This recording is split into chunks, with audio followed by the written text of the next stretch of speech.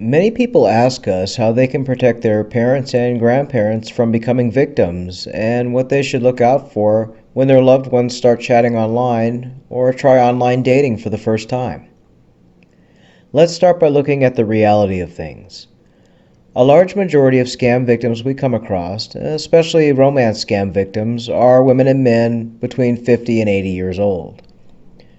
Often, they are divorced, widowed, their kids are grown and out of the house, or they are newly retired and looking to venture into the online world of social media and online dating. While yes, victims do come from all walks of life and ages, and no one is immune to online scams, we do see a lot of men and women who fit this category as a romance scam victim. So one question is always posed to us. How can family and friends look out for loved ones who they suspect might be involved with an online scammer, but are not sure what to look out for? The first few signs are, if you know your loved one has joined a dating site or social media, and number one, your loved one is hiding their phone. Often when you come close to them or you come into the room and they're on their phone, they turn their phone over, cover it, or turn the screen off and act upset that you're near them, as if you interrupted them. 2. They are making more trips than usual to the store, but not coming home with much of anything. Scammers often send victims to the store for gift cards, Google Play, Amazon, Steam cards, and more. Many victims will make extra trips to the store, come home with no shopping bags or food, but in reality have $500 worth of gift cards in their purse, hands, or pockets. Number 3. Their sleep schedule has changed. Scammers are often in other countries and will call victims in the middle of their night, keeping them up late until the early morning hours. Remember, if it's midnight in your state, it's likely 9 or 10 a.m. in a country with a lot of known scammers. Number 4. Sleep deprivation. If someone you love has suddenly become very sleepy during the day when normally they're always full of energy and they seem sleep deprived after meeting someone new online, it could be that they're dealing with a scammer who's trying to keep the victim sleep deprived. They often do this though the victim is mentally and physically exhausted, causing them to make decisions without a clear head.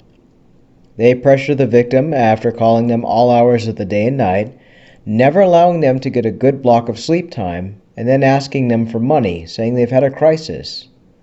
Oftentimes when victims have not had good rest, they make rash decisions and emotional decisions not based on reality. Number 5. They're behind on their bills, suddenly. Scammers will bleed a victim dry for every dime they have. If your loved one is suddenly unable to pay their utilities, and they've always been able to pay things on time, but now suddenly they can't. If their power, phone, mortgage payment is behind, or things are being shut off, it's a red flag something financially has changed. Number 6. If you notice things missing in the home. If you visit or lived with your loved one or friend, and you are concerned and you notice that their favorite ring, clothing, shoes, and antiques are missing, or even their car has been sold, it could be that they were involved with a scammer who is making them sell everything. Remember, scammers will make you sell your car and pawn everything you own just so you can send them cash. Number 7. Frequent trips to the bank or ATM. If you notice your loved one is making excessive trips to the bank, you notice ATM receipts stuffed in drawers or in their car, or you notice they're making trips to places they normally wouldn't go, such as a Western Union or MoneyGram store. It could be the scammer is making them wire money or transfer money around. This also speaks true if you notice your loved one is going to the bank often to deposit checks. They normally never had done this before, but the scammer could be using them as a money mule or having them cash and deposit fake checks. Number 8. They become upset or angry when you ask them about the man or woman they are chatting to online.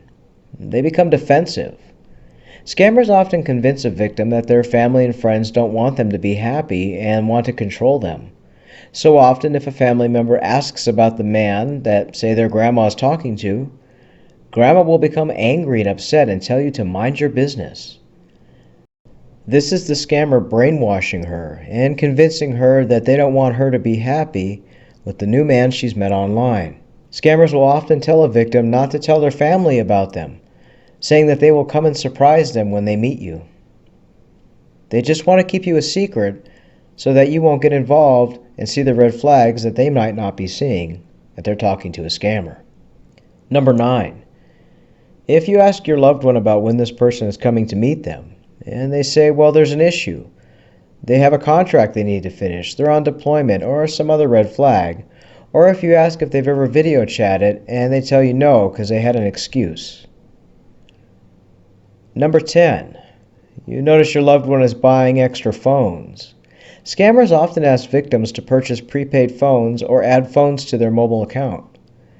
This is often so the scammer can send a code to those phones to verify more fake profiles, online accounts, and more.